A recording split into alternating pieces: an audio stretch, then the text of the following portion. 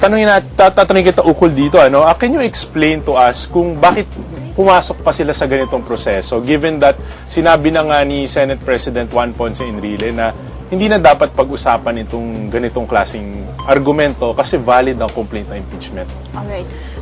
Tingin ko pinagbibigyan din ang depensa, no, kung paano narating ang ganitong boto kasi we have to understand, no, the defense is now given the chance na napasinungalingan yung complaint laban sa akusado, no? At iniharap pa rin nila si Congressman Chanco para naman ikwento kung paano sila nakarating sa pagboto ng kung ipofile bang impeachment o hindi. Ngayon, hindi natin pa pwedeng husgahan kung may kinalaman ba itong kanyang testimonya sa kasalukuyang impeachment dahil sa kailangan muna natin marinig ang kabuuan ng kanyang testimony. Salamat, Attorney JJ. Puntahan natin ang press briefing ngayon ng prosekusyon.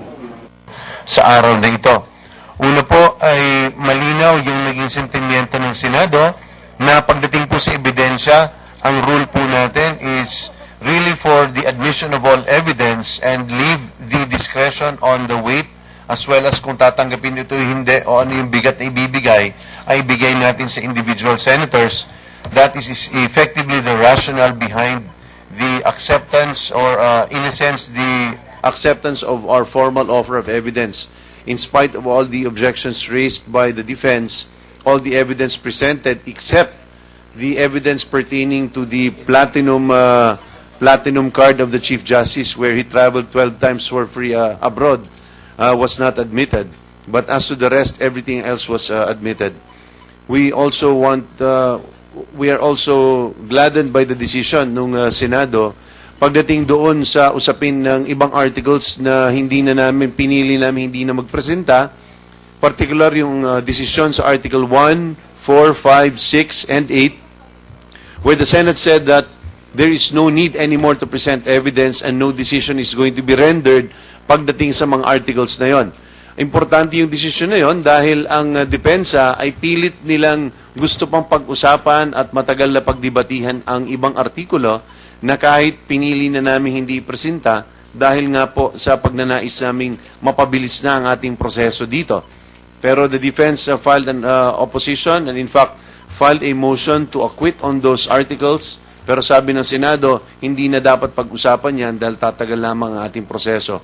At panghuli po, we are likewise elated with the decision on the part of the Senate where effectively it said that all issues pertaining to the validity as well as the verification of the impeachment, verified impeachment complaint is no longer going to be discussed by the Senate. That is a matter that has already been decided upon with finality by the Senate in its January 18, 2012 ruling.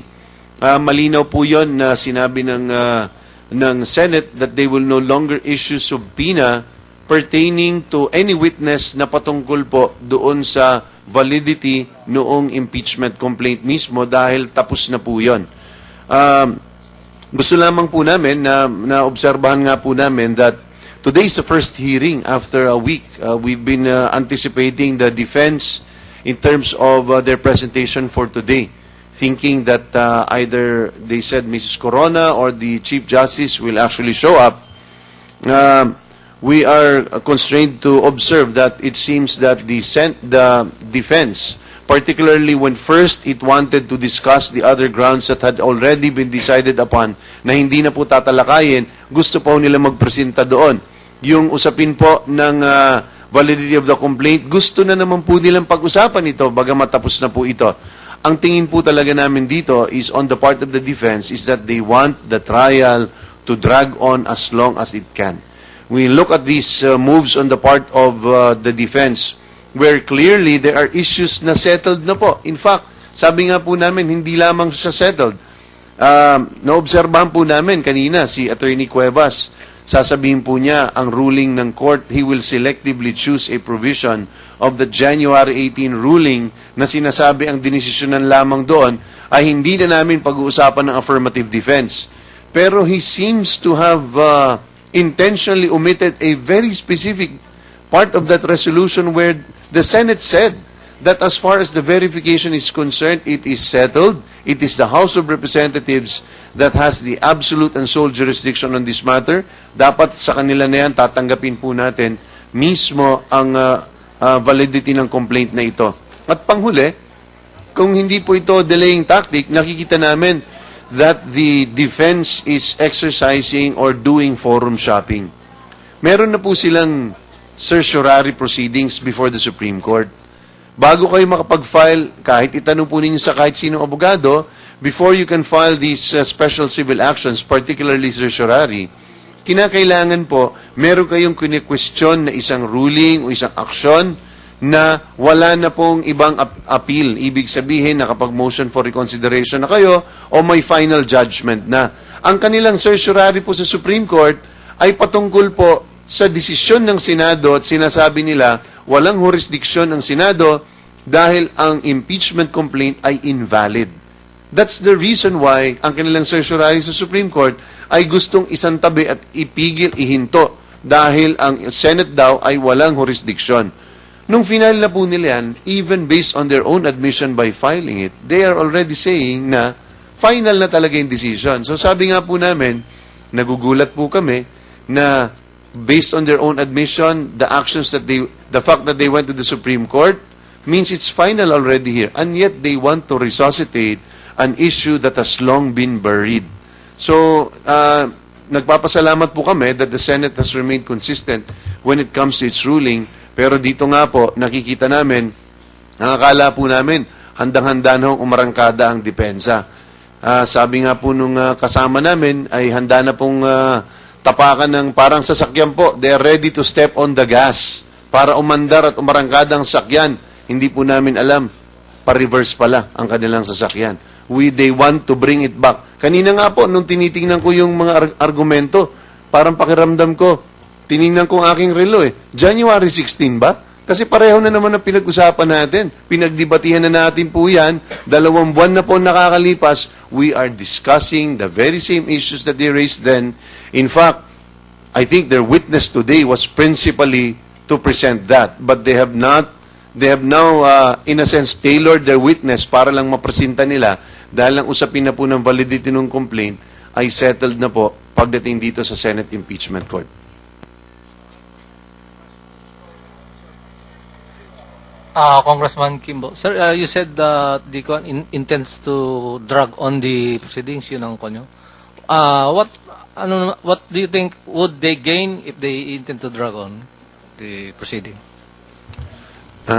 Well, ako, bayaan kong sumagot din yung iba, no? Yan din po ang pinagtatakahan namin. Kasi sa lahat ng alam ko po, nung ako po yung nagpa-practice ng abogasya, malinaw na malinaw po kung kami po ay nasa defense. Ang gusto namin, mas mabilis po. Kami humihingi ng continuous trial, kami ang nagmamadali, ayaw namin pag ipopostpone na madalas ay umabot ng 45 days ang postponement. Nagmamadali tayo dahil akusado po tayo.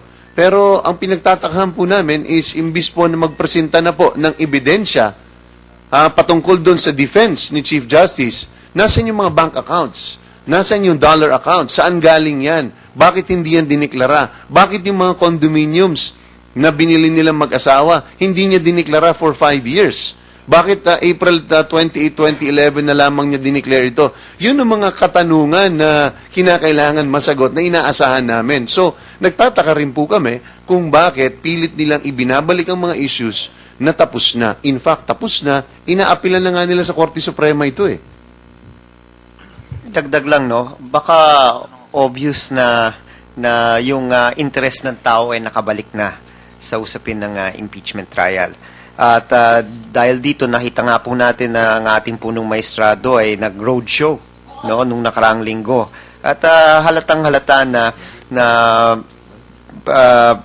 parating nagsasalita po ang ating punong maestrado, pero marami pa ring butas na tayo ay nakikita, no? So nakita nga po natin na itong act na ito ay just really to delay the process. Kailangan maliwanag. Kailangan dumiretso na po tayo sa Article 2 o dumiretso sa Article 3 or Article 7 para hindi na magsayang tayo ng panahon at hindi po natin pinag-uusapan dapat dito ang usapin ng pork barrel. Kong Sani, reaction lang dun sa parang papunta dun sa, kaya kayo nakakuha ng 188 na signature dahil sa PDAF. Parang dun papunta yung testimony ni Congressman Chanco. Well, hindi ko alam kung narilisan po lahat yung mga pumirma doon. Ang nakikita ko lang po ay may hinain po si Congressman Tiangco at liyan ay lumalabas sa kanyang testimonya at kami ay nagtataka kung siguro in the next few hours lalabas kung may connection nga dito sa ating usapin dito sa impeachment na nabanggit natin. Parang malayo ho yata yung issues on the DBM, issues on yung mga local issues dito sa usapin po ng impeachment dahil ang inaasahan natin ay meron ng tetestigo paukol dun sa pinesenta po ng prosecution sa Article 2 sa mga ari-arian, sa Article 3 dun sa pagdidesisyon na pabago-bago at dun sa Article 7 naman po dun sa pagpapanig po sa dating presidente. At hinihintay pa ho natin dahil yun po ang inaasahan natin na merong lalabas na testigo na magsasabing hindi po totoo yun. So sir, tingin nyo hindi kayo naniniwala na yung pagtestigo ni Congressman Toby Chanco ay para patunayan na kaya 188 congressmen ang lumagda doon sa impeachment complaint kahit hindi raw ito nabasa ng lahat ng mga lumagda ay dahil merong kapalit. Yun nga po yung pork barrel na binabanggit niya. Well, hindi ko alam kung paano malalaman po ng isang testigo yung sitwasyon po ng 200. Yun ang hindi ko malinaw. Ang malinaw ho sa amin ay may mukhang may tampu po si Congressman Tiangco sa mga kinauukulan at dito lumalabas sa impeachment sa pagtitestigo niya yung tampong yon at siguro sa darating na oras o siguro sana ngayong araw ay makita natin po yung connection dito sa ating articles of impeachment po. Dagdag lang kay Congressman Sani, no? I think in a later interview, Congressman Chanco mentioned that he did get his pork barrel at a later time, even if he did not vote in favor of the impeachment of Mercedes Gutierrez. Alalahanin naman po natin, hindi naman pwedeng sabay-sabay inaaksyonan ng lahat ng request ng mga congressman. Siyempre, ang ginagawa po yan, una, tinitignan ba kung ito po ay tugma sa menu na hawak po ng DBM.